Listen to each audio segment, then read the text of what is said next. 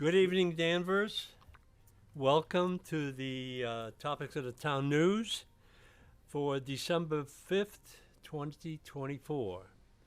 And if you're wondering why am I wearing the Danvers Police sweatshirt, I just like to dedicate some of these shows to our service organizations that we have, and I'm looking for a sweatshirt from the fire department, but I don't know if they'll ever get me one. But this is my second sweatshirt from the police department because the first one I was given back in 1995, and it lasted all this time, but I ended up painting with it. So I got paint all over it, so I had to go get a new one. So to the Danvers Police Department, thank you for all you do. And you are not turkeys this time. We'll announce that a little bit later. So today I had plans on having our superintendent of schools on the show and our special guest, Isaiah Young, who has participated in several shows in the past. But it seems like the superintendent is way too big. Ben, we need to stop the music or we're going to go start dancing here pretty soon. Jim, you cannot be my partner. So, if we can continue, maybe lightly with the music. The superintendent was unable to attend for the third time, and I'm just going to do the show without him. I wanted to have him explain to us all of the facets of education in the town of Danvers. As you know, I have been saying that the education department is no longer a Danvers education department. It's a state-run education department. So, thank you very much for listening. And Isaiah will probably come on later in the future. May I interject at this time? I did have a meeting. Did you quiet that down? I did not. Oh, then you must have magical fingers. So I think it was the Thursday before Thanksgiving.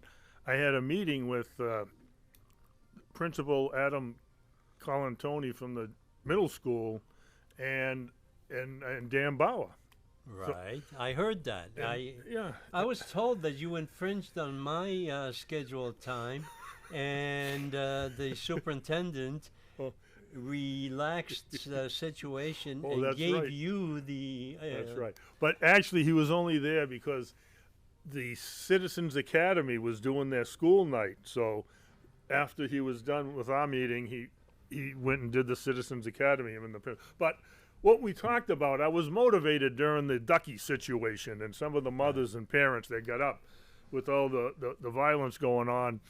And so I went to talk to the school department and Dan Bauer and the principal about, the violence and the bullying and what's the school, how are we taking steps? What is the discipline in the schools, right?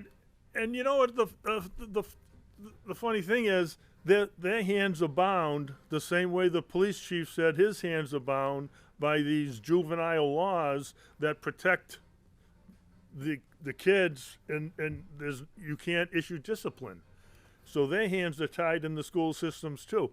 They have processes and procedures, and they do. But for the big, things, it's just a little bit tougher. And so we really need to work together. So I mean, my main objective was to try to get more parents. I didn't really want to talk to the superintendent more than I wanted to talk to the parents and get them involved, because they need to know what's going on. That's where it starts. That's right. And so he said last year they had a symposium, a town hall. They tried to invite parents, and they didn't have.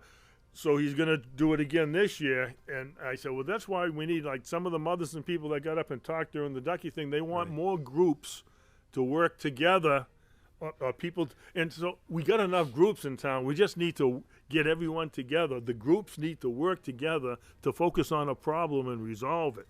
Jim, So, yes.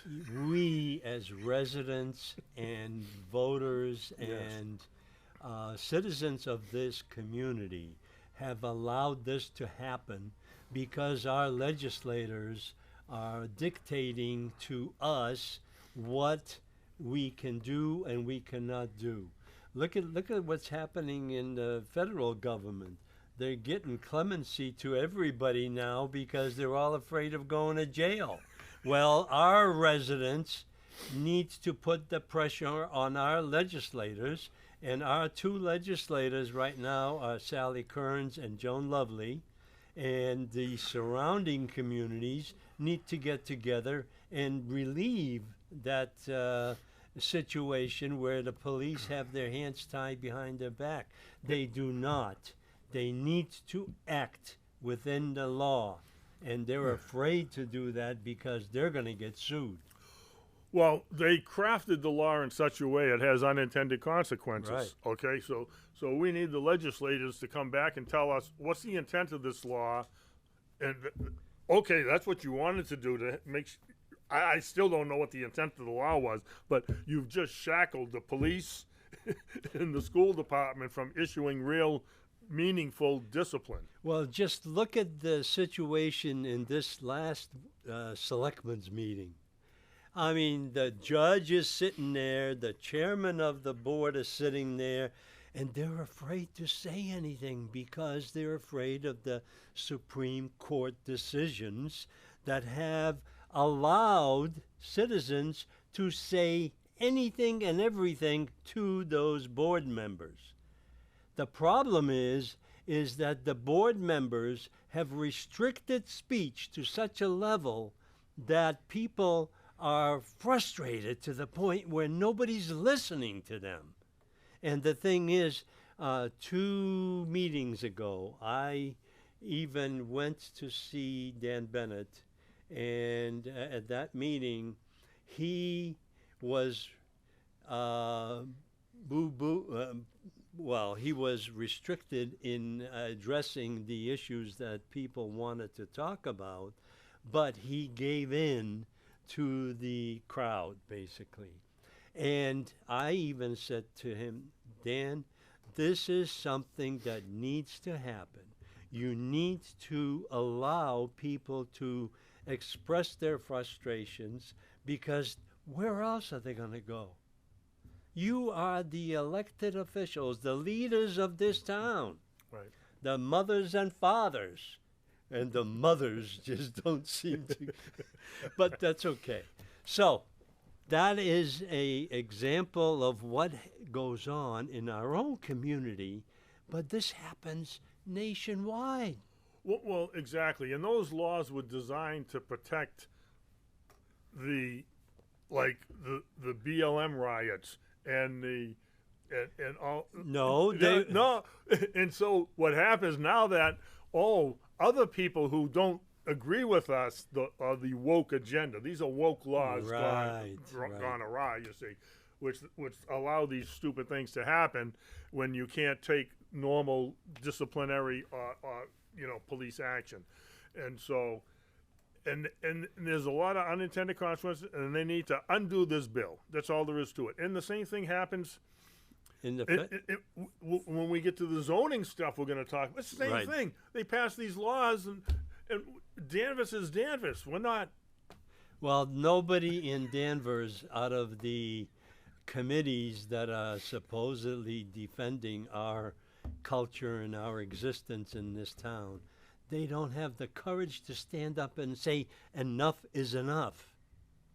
And the thing is, all they want to do is get under the thumb of the state legislature with the not even the legislators, but bureaucrats making the rules, because the legislation that was passed was not necessarily what it came through from the bureaucrats.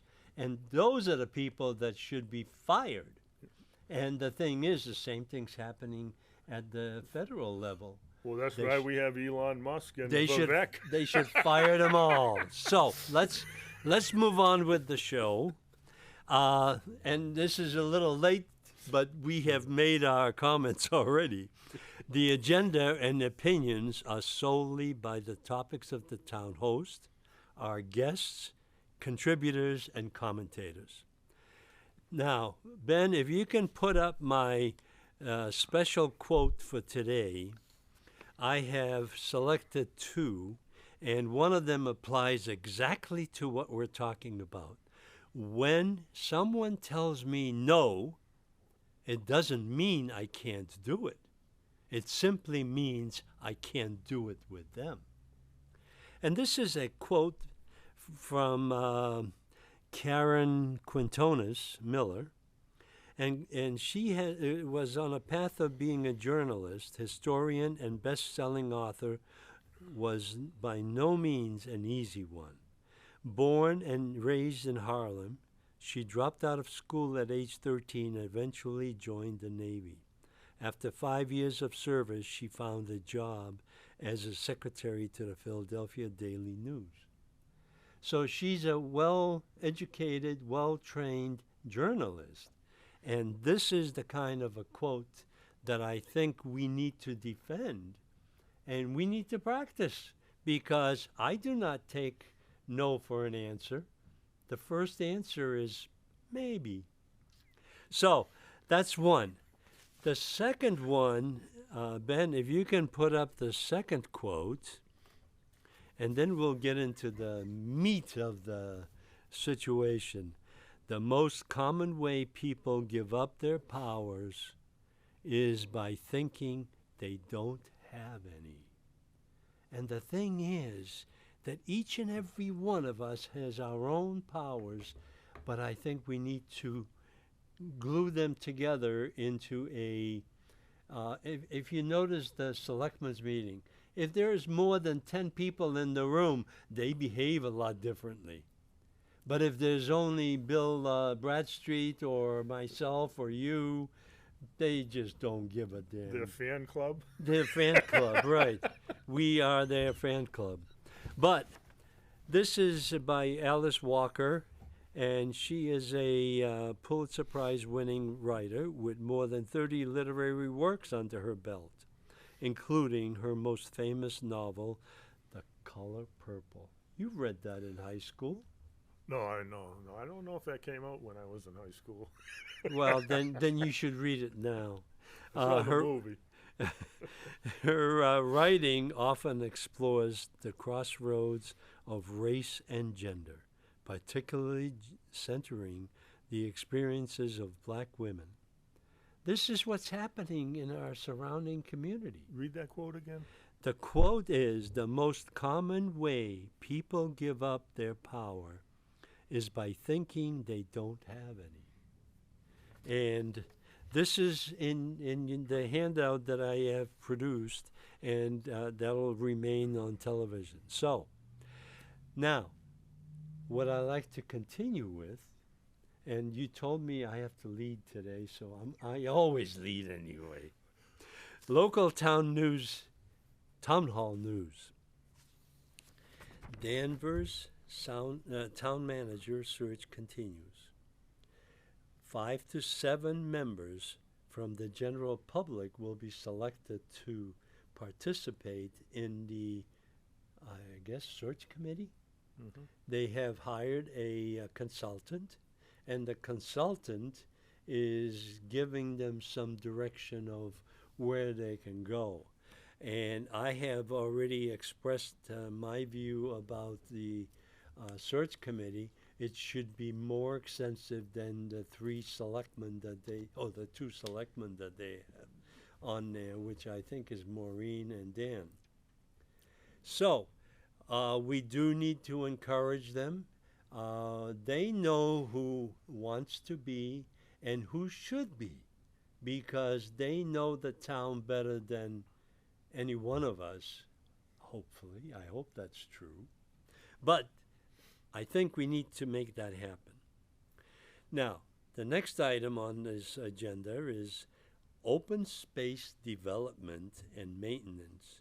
New state law authorizing housing expansion by legalizing by right in-law apartments as as a right to have it anywhere in town.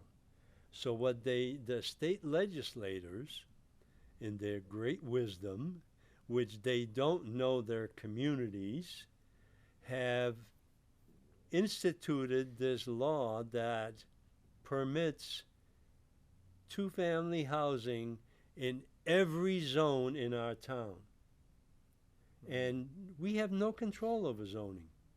No wonder there's an uprising and an issue with communicating with the community and the zoning board of appeals, the planning board, the conservation board. They've been in there for so long that they don't hear the residents anymore. Now, you mentioned that you wanted to talk about the new housing proposed at Pine and Pine in Sylvan. in Sylvan, right? Yep.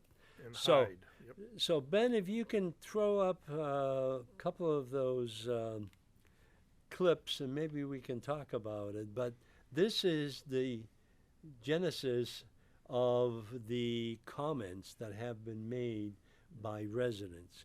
Now, could you put okay. Well, I mean, the zoning, see, right now, Save Our Town, vote no on 3A zoning, special town meeting in December. This is in Halifax.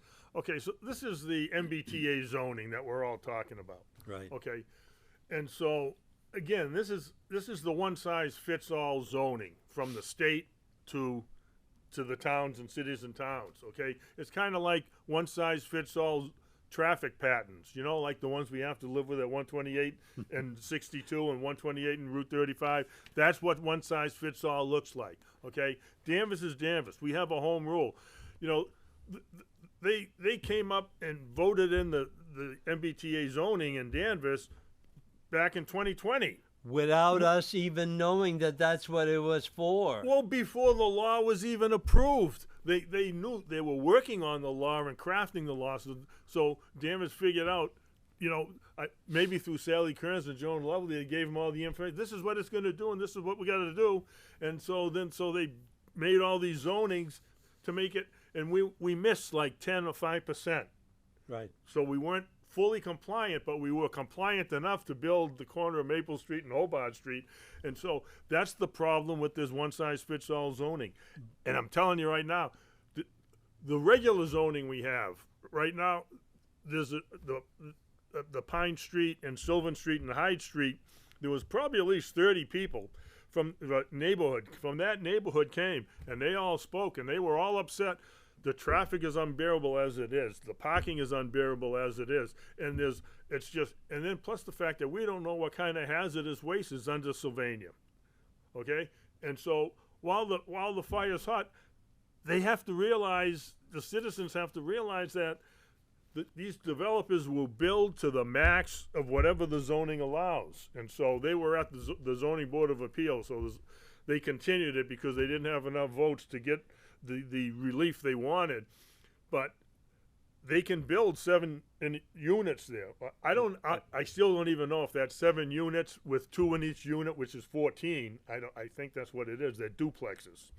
So whatever, that's still a lot of cars, and where the driveway comes out of those, it's going to be one common driveway for all the units because they're going to be built in.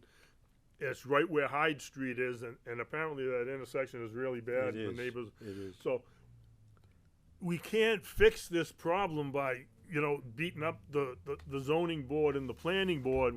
We got to change the zoning. The zoning must be changed. In the old days, they used to mock towns like Topsfield and Boxford and call them bedroom communities, and they're snob zoning they called it. But see, now, because of wokeness, we must break you. You can't have a house and live there all by yourself. They want everything to look like a city, multi-units, multi. That's what it is. Topsfield, because I know Topsfield myself, Okay. is zoned on 2 acres per home. 2 acre zoning provides the environment that they want, in the woods, and the deer come into the backyard and all that. Right. That's what people want. Why are you taking that away? The only reason you're taking it away because the state has influenced this population to such a level, and they have invested so much of our tax money into the illegal immigration into this community that now they need to fill the void of housing for these people. Now, we're talking about hundreds of thousands. There's millions. Well, I don't know about millions in Massachusetts, Well, but at least hundreds of thousands. So the issue here is, again, going back, people get frustrated. right. The residents that have lived up to the level of culture in our town are being pushed around and pushed out of the way because our legislators do not reflect what our communities need.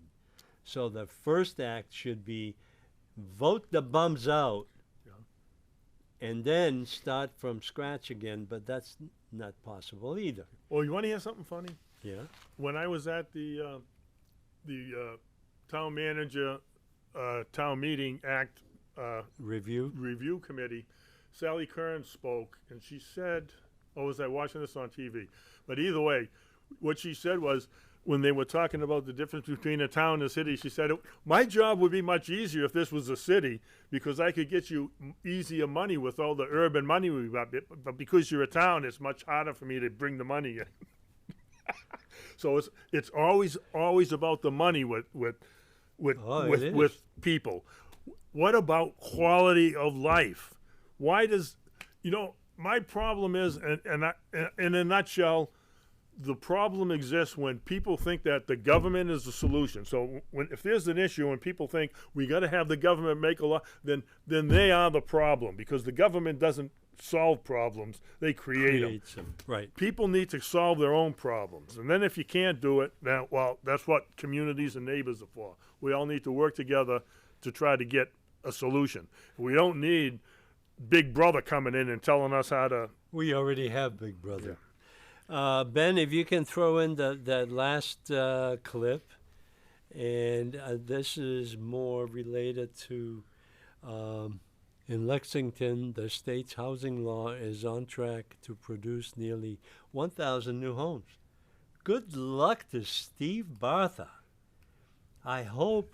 Well, see what it says? It says in Lexington, nearly 1,000 new apartments and condos are in the pipeline to be built under the new zoning rules the affluent northwest suburb passed to comply with the state's MBTA communities law. Isn't that special? Well, Steve Bartha, in his wisdom, turned Danvers into a city, basically, complex, and now he's going over to Lexington. Let's see what he does over there, because you're right.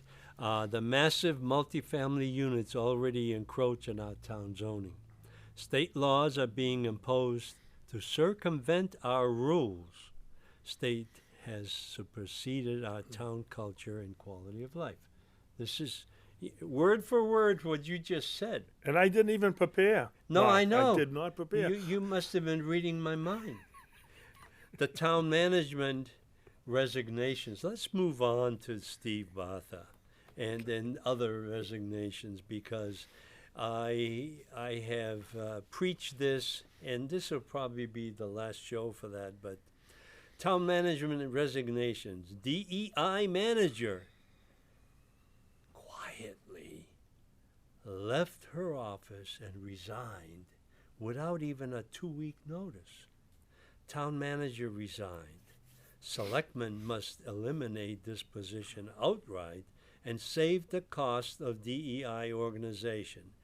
It may have been up to $200,000 per year as a budget item. DEI became evident after the outcry of people during the Thin Blue Line pleas that they have made to the town manager. He himself, in one email that he received, canceled thin blue line flags for both the police and fire department and the ambulance service. Other communities were able to continue. But since then, that's why I'm wearing the sweatshirt from the police department, because we need to reinstate the thin blue line, whichever version that they want, but it needs to be addressed.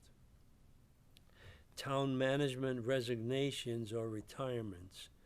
Others, who's next? Where are the exit interviews? One of the questions I've been asking the town hall, why don't you have an exit interview so you find out why are these people leaving? And it's not the directors, these are employees. Where's our HR director asking these questions and recording that information so we can learn from the past of why people got fed up and just picked up and left? As you know, I have been advertising a FOIA request that I've made to our finance director, and 2 years in a row, 2 years worth of resignations, retirements, I don't know, just people leaving. There were, in 2 years, 220 resignations and retirements. Wow. In 2 years, out of 700 some total employees. And I did not get anything from the school department, because they keep everything close to the vest. They don't want anybody to know how many teachers resign because they're fed up, how many aides resign because they're fed up, how many bus drivers resign because they're fed up because there's no discipline. So, town management resignation. Town DPW manager resignation and departure. Where is the exit interview? And this is for David Lane, ahead of the DPW. He got his hand caught in the kitty, so they forced him to resign and retire so he can keep his retirement, which in every case that I know of, that is not the way to do it. But when his retirement is going to be over $120,000 a year. So, Yep. state panel, another project that I've been watching is solar panel park at the dump. That's a very interesting project. Interesting money involved. There's over $8 million worth of transactions that are happening. Where's the money going to? Who's getting paid off? And how far does this project going to continue? Because all it is generating is revenue for the town manager. Now, the town manager's gone, so we're going to have to, I may have to go with a FOIA request to the current acting town manager and find out what is the business plan for this project, because all it's doing is going on and generating transactions. Where's that money going to? Who's collecting it? Who's getting paid off? So, town DPW water department manager resignation. That's another one that happened. Nobody even knew anything that was happening. Possible new hires. And this one I use, and I'm just going to read this off because at the Exit newspaper article that was written about Steve Bartha, possible new hires by current town manager are currently on hold. But that's what he wanted to do before he left, because they gave him 2 months worth of time to make his changes. He made major changes in the administration and in the organization that has been happening in this town. It is not a town anymore. It is a corporate city, I guess. So the positions that are being vacant, DPW director, water DPW director, assistant town manager. We don't know what's going to happen with her. Well, she's still here. She's still here. Municipal Light Bill Electric Company director. Any other hires must be deferred to new town manager. And the new town manager will not be in place until February, March, or even April at the earliest. Town charter, town manager review, an evaluation of the type of government we want or we need. Now, one of the strange happenings at the town charter review that I filmed in the beginning, there was an organized effort by the Board of Selectmen to plea with the Town Charter Review Committee to give relief to the residency requirement of the new town manager.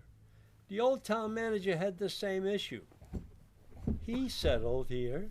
Yep. He's even residing here now while he is operating out of Lexington. So what's the big deal? This is a job. This is not an elected position. So, and that's what they need to remember, that the town manager is not an elected position. It's a hired gun, basically, by the Board of Selectmen. And they need to have him respond to them. 9 meetings to date on the Town Charter Review. Sally Calhoun is doing a yeoman's job, but she is still going in circles because they have a very delicate position. They're in a very delicate position of what they're going to recommend. And they're afraid that they may just, rubber stamp this thing and it's just going to go away. Well, they had a meeting last night. I kind of watched some of it on TV, and they were talking about the recall initiative to build into the Right. town manager or the town meeting act, so whichever. So They have that'll be the, interesting. They to see. have the ability to put that in Yeah. if they want to. They do.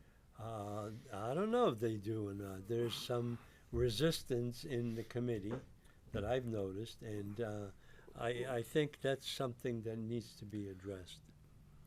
The preparation for interviews from long-term selectmen and select women who have been omitted from this process. As a matter of fact, this last week, I spoke with John Webb of all selectmen back in the 90s, early Earlier, 90s, yeah. because he was on the board way before I was. Yep. And John and I spoke for a little while, and he says, well, we've had a major change in this town since the former town manager took over after Wayne, Mm-hmm. and we are no longer the same town. No.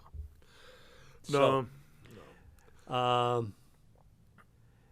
the key thing to the Town Manager Act, which is they're working on, is that there are too many committees that are under the control of the town manager.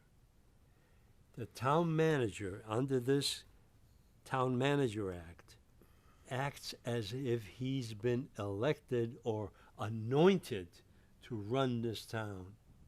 And that's because our selectmen are very weak.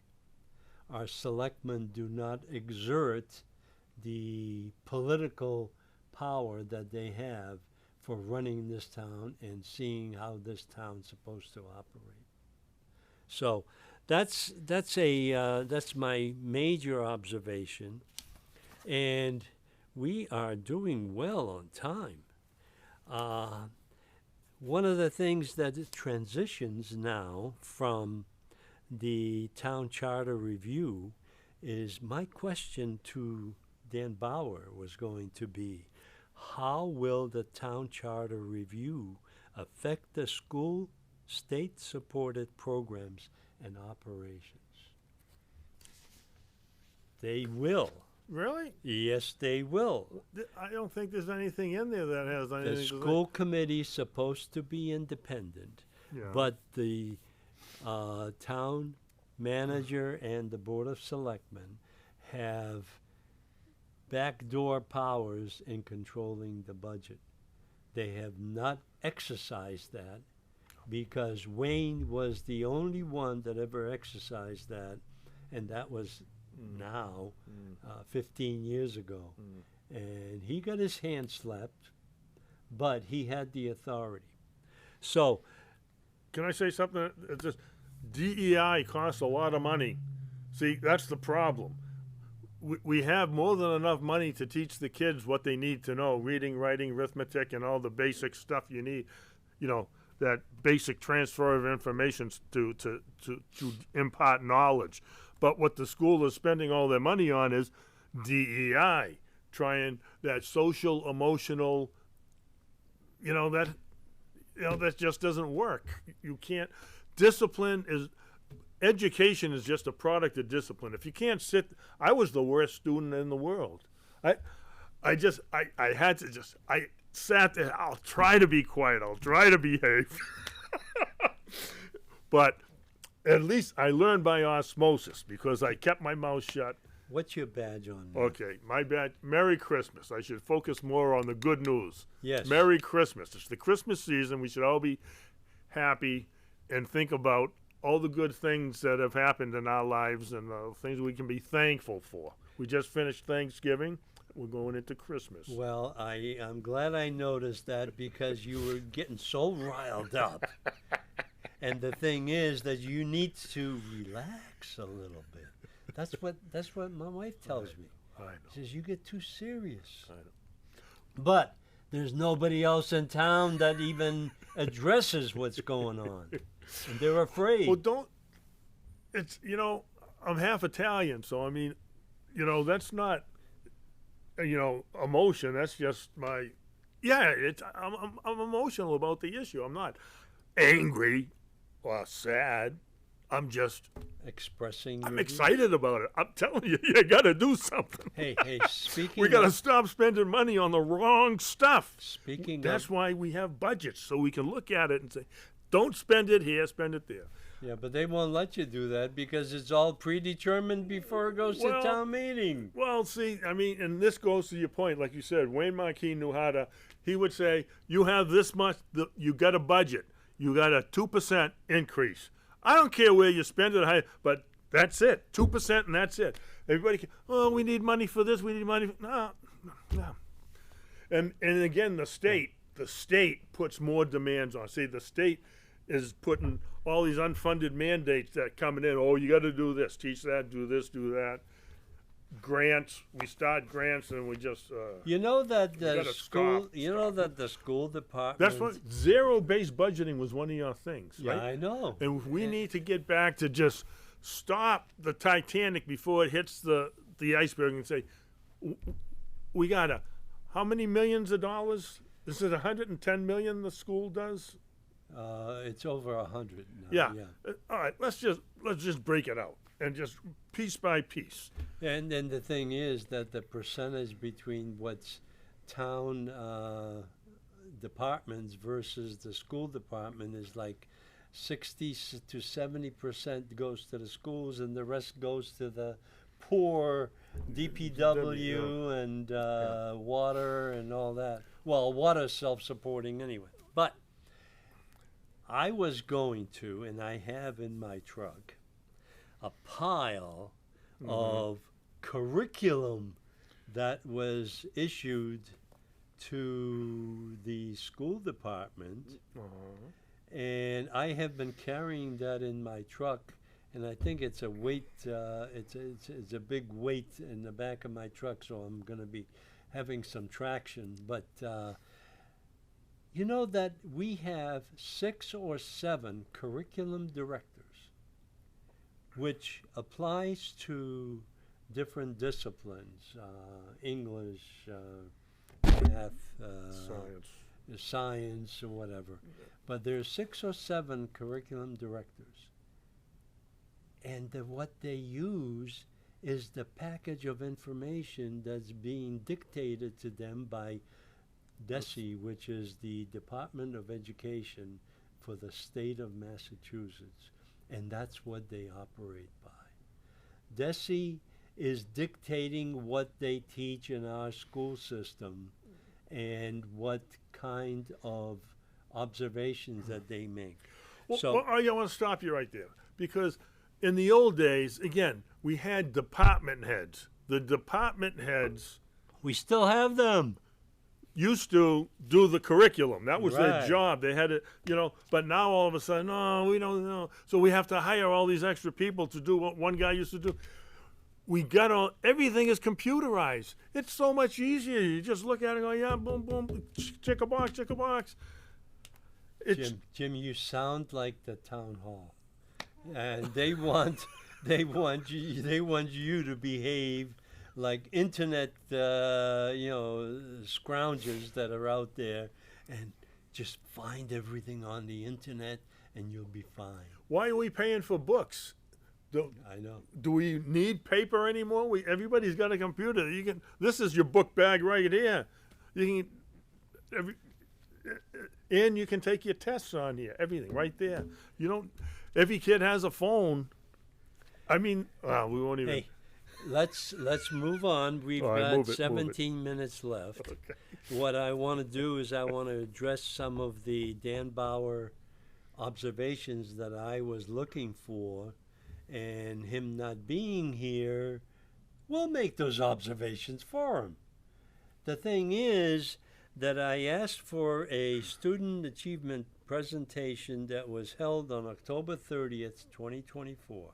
Okay. And this is a curriculum subcommittee presentation to the school committee. Mm-hmm. School committee doesn't even know what's in there. So what I did is I studied this over the last 3 or 4 days. Mm-hmm. And what I'm finding out is that this is a presentation that we used 2 shows ago because Dan wasn't able to make that show either, so we'll just go and do this. The question was current MCAS status, Mm-hmm. measurement and improvement programs, systemic academic issues with curriculums, systemic discipline performance, and curriculum. And I have a note here for myself, show package from my back of my truck, because this report is supposed to reflect what our school system operates on. And the statewide trends for the spring of 2024 MCAS results. Now, listen to this. ELA, which is English Language Arts, results show lower achievement in all grades from 2023. So they're measuring themselves from 23 to 24. Math results show improved achievement in 3rd grade amongst relatively flat results in most grades. So there's no improvement. One of the grades, the teacher had a successful presentation and she or he is doing a great job. Science results show improved achievement in grades 5 and 10 with lower achievements in grade 8. What is going on? Aren't we supposed to be, the tide supposed to bring up all the boats? Mm-hmm. Well, all our boats are sinking. Middle schools continue to struggle across the state. So what? How is our school system doing? This is a presentation that was made as a result of MCAS scores. ELA is an area of concern for the state given the lower achievement across the grade levels. ask yourself the question, why is English language arts a problem? Because they have probably, what I estimate, over 100 illegal immigrants in our school system, and primarily into the Ivan Smith School, because that's where they decided to put all of them. They stopped sending them to Highlands or Great Oak because Highlands and Great Oak were decimated to the point where the parents were fed up with what was going on. In our district, we had a similar decline, but in contrast saw gains in grade 3 and 4 in the ELA and had the same level of achievement in grade 10. So our school system is no better, no worse than the average state system. Well, We used to. we used to be in the top 10%. Right. And now, when you look at the DESE statistics and the rankings by all the academics that they have, we are 65%. Right. Was it? Or is it 55? 55%. 55%. Yep. So 55% of the schools are better than us, right? We're in the bottom 50%. So we've gone from the top 10 to the bottom 50, and it's like, wow. We used to measure ourselves to a comparable school systems in the North Shore, let's say. They don't do that anymore. All they do is average comparison to the state level, which doesn't necessarily mean anything. Well, no, you can do. When you look at the DESE website, it lists right in order, a spreadsheet. You can just download the spreadsheet. I've looked at it. I put it down, and I went through, and you can see the graduations and just and all the towns that Danvers are near. I mean, in grade, an academic level, but not geographic level. And so you can see that, yeah. We're See, this is the reason I've invited the superintendent, because I think when they have these presentations at the school committee meetings, they're talking to themselves. in the bubble. And in the bubble. And the thing is that the residents, the general resident in the community, has no idea what they're talking about, because it's in such a jargon that they only understand. So we need to get Dan to make sure that he explains that. I don't think he will, but hey, we can keep trying. Well, the parents just need to get involved in their kids. I mean, you know, it's hard to understand. I mean, I know that when I talk to Dan and the principal, they try to get the parents involved and get them in to talk about, and it's just very difficult to get the parents in. I mean, I wanted to talk to the well, it used to be the PTA, Parent Teacher Association. So I sent an email to the they call it, what do they call it, the PAC, Parent Advisory Council. So I sent them an email, and they never got back to me. I sent the follow up and said, so what do you think? And I said, yeah, someone told me I should talk to the principal, and they said, yeah, we really don't want you talking to us about that kind of stuff. And I'm like, oh, jeez. That's right. They don't, because you may understand something. So the thing is, I've gone through this and studied it for a while, but I need help, because look at this. This is MCAS curriculum data. Now, remember that at the election time in November, MCAS was voted down as a graduation requirement. However, the way it was written, that MCAS still stands as a guideline for what there should be learning. Mm-hmm. The only difference is going to be that there'll be no test at the end. So this well, is no. It's that they Yes. can graduate kids if they don't pass. That's what it is. Well, that's what I said. No test at the end. Well, it's a test, but even if you pass, even if you fail, you're still going to graduate. But Well, I mean, you know, some kids can't take tests, and I kind of agree with that. But you know, my whole problem is you take out autonomy when you have all these one size fits all laws. You know what I mean? Teachers need to have, you know, flexibility in doing this. You know, if you have an A student that's, you know, a sophomore in high school, he's an A student, been on the honor roll for, you know, 11 years or 10 years. He's never had any discipline problems. He got 100%, you know, he's never been absent. He's got perfect attendance for 10 years. And all of a sudden he makes one mistake and does something stupid. And he's going to be treated the same way or even worse than someone who's been in trouble his whole stinking life. Because it's got to be fair. No, it's not fair. It's just not fair. We need more flexibility, and none of this one-size-fits-all stuff doesn't work.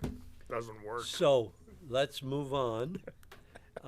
This takes care of MCAS, which there are no answers because we are not educators. So we can't understand their lingo. And these presentations are being made to the parents. How many parents show up at the school committee meeting?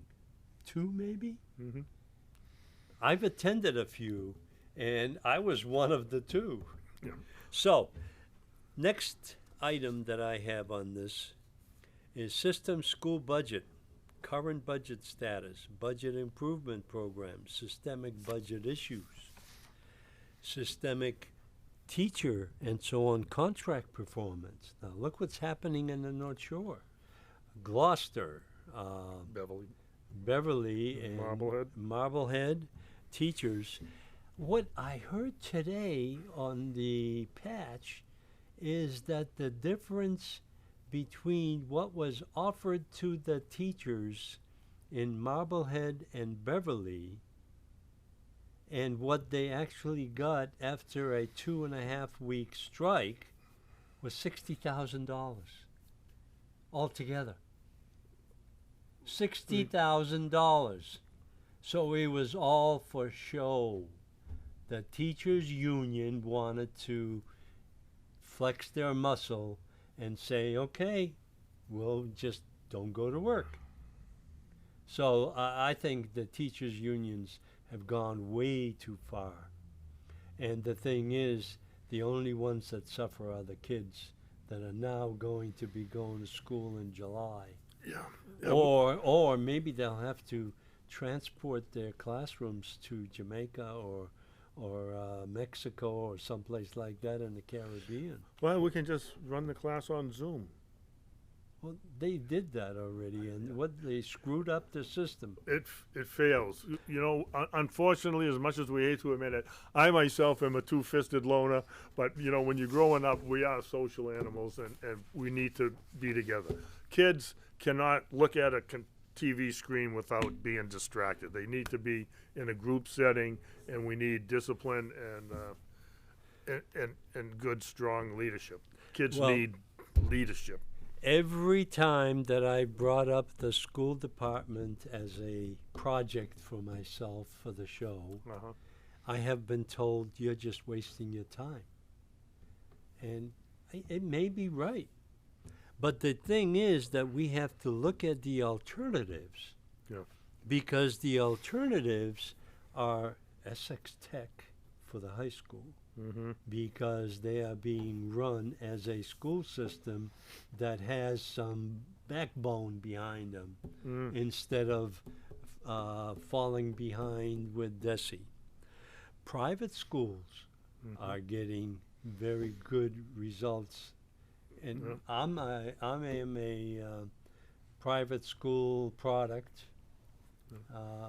Holy Cross Cathedral in Boston. And that was a tremendous school. Was that high school? High school, yes. The Polish school was the grammar school, so the South Boston school was very. And you know what? At that time, I think it was like $50 a year for grammar school, and $150 for high school, a year. Well, there was 10 of us. My father put us through St. Mary's here in Danvers. Yep. Bishop Fenwick. Yep. Private school, charter schools. Wait till till the charter schools start opening up, and there's one being planned for Pulaski Street up in that area. That's right. And you know, the National Spelling Bee and some of these national things have been creeping up, being won by homeschoolers. Don't forget homeschoolers. The alternative special, yes. Homeschooling is one of the items. Yep. But also there's alternative special education schools, which are killing the budget for the Danvers school system, because what has happened in Danvers, and I'll just give you a quick synopsis, because I went to the budget review meeting at the school committee, and I didn't believe what they were talking about. It was all about special education. What about the 95 to 97% of the rest of the students? Where are they going to learn? How are they going to learn? They had no answer. So I was there, you know, flapping my lips, and it didn't go anywhere. Well, you know, I mean, I don't pay attention to any of this stuff. It's hard to keep track of everything, but in the old days, they used to try to mainstream the kids, you know. Right? Yeah. And so I don't know what the theory or the current mode, you know, they keep changing their best practices of how we should handle all these, you know, situations. But, you know, we seem to be spending a lot of money and still having a lot of problems. So money is not the solution. It's the administration and the leadership. We need leadership. Right. It's called leadership. So the last paragraph here, after just before charter alternative school budget costs, illegal immigration students. Nobody wants to talk about that. Don't talk about that, Mark. I know. I've been told that. You're going to shut us off? Yeah. No. They've tried that before. The problem is that the general public does not know what goes on in the background of our school system.